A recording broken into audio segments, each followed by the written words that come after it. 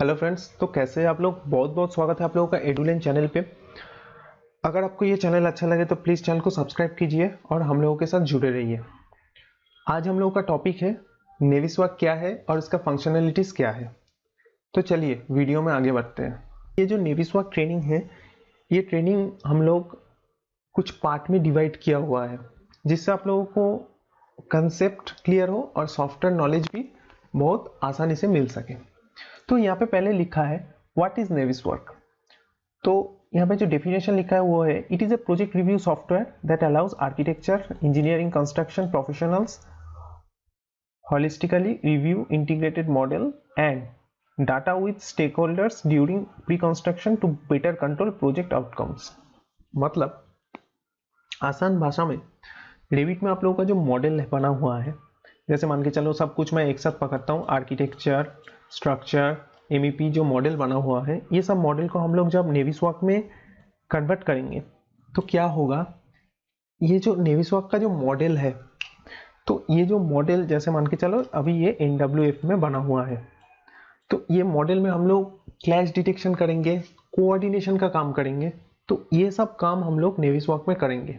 इससे क्या होगा, इससे जो मॉडल का क्वालिटी है वो क्वालिटी बहुत ही बढ़िया आएगा और मॉडल का जो कोऑर्डिनेशन प्रोसेस है ये प्रोसेस एकदम सही से जाएगा। जैसे मान के चलो यहाँ पे मैं सर्विस वाइज आर्किटेक्चर में जो क्लैश है, स्ट्रक्चर में जो क्लैश है, एमईपी के अंदर जो क्लैश है, ये सब मैं डिवाइड कर सकता हूँ कि ये सर्विस में ये क्लैश है, तो ये सर्विस वाइज जो बंदा है वो बंदा ये सब क्लैश रिजॉल्व कर देगा। तो ये जो कोऑर्डिनेशन प्रोसेस है, ये कोऑर्डिनेशन प्रोसेस अच्छा जाएगा और इसमें जो क्लैश है वो सब क्लैश मतलब स्टेप बाय स्टेप रिमूव होते जाएगा और मॉडल हम लोगों को बेटर मिलेगा। तो ये हो गया नेविस्वाक का काम। नेविस्वाक का काम हम लोगों का कौन सा स्टेज में होता है, सेकेंड स्टेज में होता है। फर्स्ट स्टेज में हम लोग रेविट में मॉडल करते हैं, ये जो काम है ये हम लोग मॉडल करते हैं। उसके बाद सेकेंड स्टेज में हम लोग नेविस्वाक का काम करते हैं।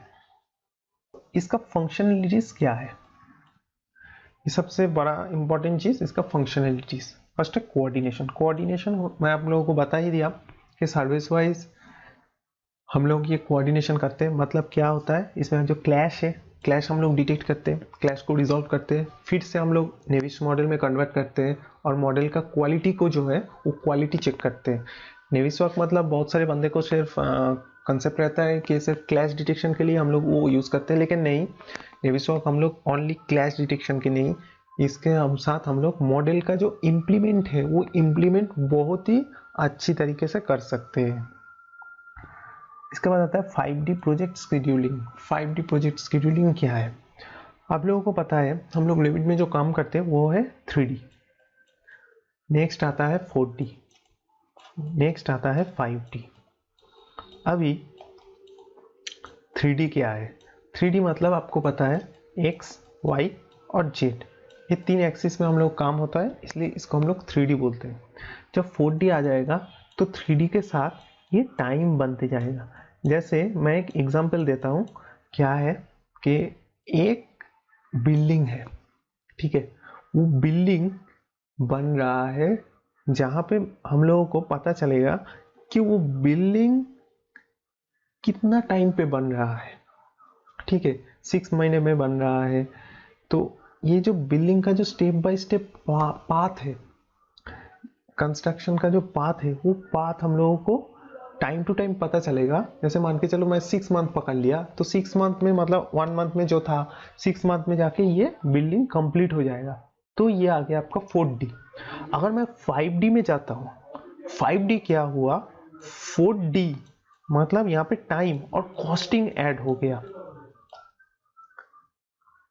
कॉस्टिंग ऐड हो गया मतलब यहाँ पे आपको दिख रहा है कि 6 मंथ एक प्रोजेक्ट कंप्लीट करने के लिए है और वहाँ पे फर्स्ट मंथ में इतना कॉस्टिंग आया, सेकंड मंथ में इतना कॉस्टिंग आया, थर्ड मंथ में इतना कॉस्टिंग आया, और आते आते जब 6 मंथ खत्म हो गया तो आपका प्रोजेक्ट कौन सा जगह में है, तो वो हो गया आपका 5D प्रोजेक्ट शेड्यूलिंग, जो काम आप नेविस्वाक में कर सकते हो। ऐसे 5D, उसके बाद 6D होता है, 7D होता है, 8D होता है, ऐसा करके ये बढ़ता है।